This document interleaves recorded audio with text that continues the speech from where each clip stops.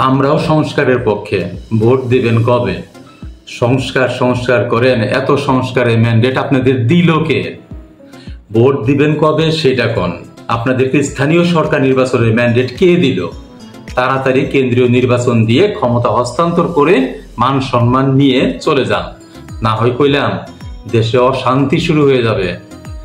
সন্দেহ হচ্ছে এই সরকার ভোট দেবে না। ইলেকশনের একটা শিডিউল দেন, দেশে শান্তি ফিরে আসুক। একটা কুচক্রি মহল বিএনপির নামে বদনাম ছড়াচ্ছে, বিএনপি নাকি চাঁদাবাজি করে, সন্ত্রাসী করে। বিএনপি মুক্তিযুদ্ধের সপক্ষের দল, জিয়ার, শহীদ জিয়ার আদর্শের সৈনিক। বিএনপি কি চাঁদাবাজি করতে পারে? মোটেই না। ভোট দেন, ভোট দেন, ভোট দিবেন কবে? ভোট নিয়ে এত টাল বাহানা এদেশের মানুষ সহ্য করবে না। ভোটে যত দেরি হবে ষড়যন্ত্র ততই বাড়বে। বোঝার চেষ্টা করেন, 20 বছরের ক্ষুধা, এই ক্ষুধা ভোট ছাড়া মিটবে না। ভোট দেন, ভোট ছাড়া শান্তি নাই। আমাদেরকে আর অশান্তিতে রাখবেন না। ভোট দেন, ভোট দেন, ভোট দেন। হাতে ক্ষমতা নাই, হাতে ক্ষমতা নাই বলে মানুষ আমাদেরকে চাঁদাবাজ বলে।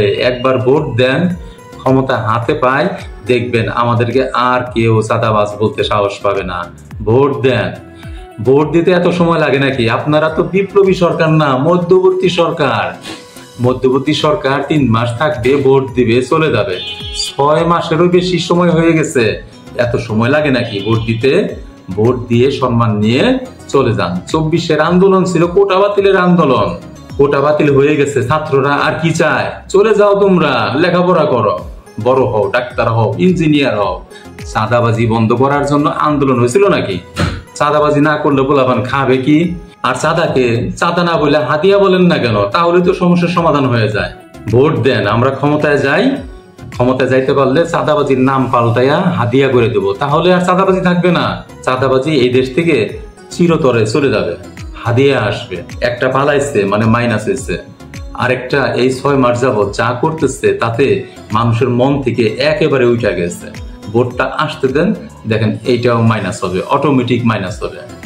2006 সালে এই -2 ফর্মুলা যারা নিয়ে আসছিল তারা বুঝা শুনে নিয়ে আসছিল, এটা জনগণের চিন্তা ভাবনার ভিতরেই ছিল।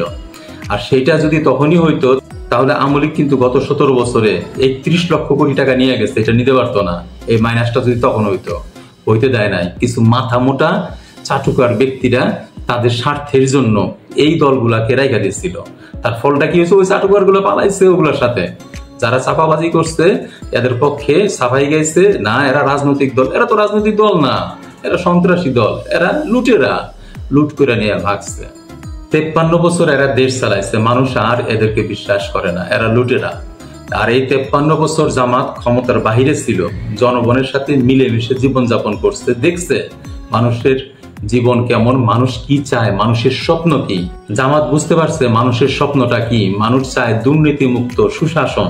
জামাত আজকে মানুষের সেই স্বপ্ন ফেরি করে বেড়াচ্ছে। 24-এর আন্দোলনের পরে একটা দল শুরু করছে চাঁদাবাজি, লুটপাট, আর জামাত ক্যাম্পেইন করছে।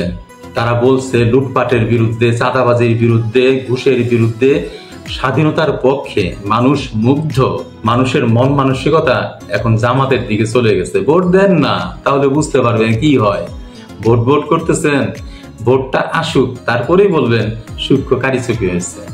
24-এর আন্দোলন, গণ অভ্যুত্থান আপনারা বুঝতে পারেন নাই, বিপ্লবী সরকারও তৈরি করতে দেন নাই, দুর্বল সরকার বানাইছেন চক্রান্ত করে যাতে তাড়াতাড়ি ভোট দেয়। আর এখন ভোটের জন্য পাগল হয়েছেন। ভোট আসবে, দেখবেন কি হয়।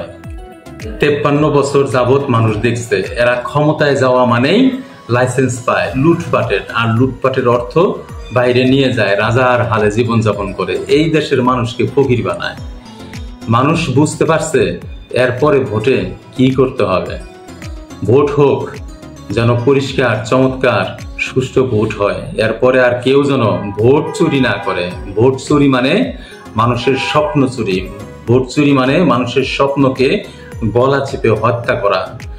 এরপরে আইন যেন এমন হয়, কেউ যদি ভোট চুরি করে সে হত্যার দায় তাকে যেন সারা জীবন জেলে থাকতে হয়, সশ্রম কারাদণ্ড হয়, নতুবা ঝুলিয়ে তাকে শেষ করে দেওয়া হয়।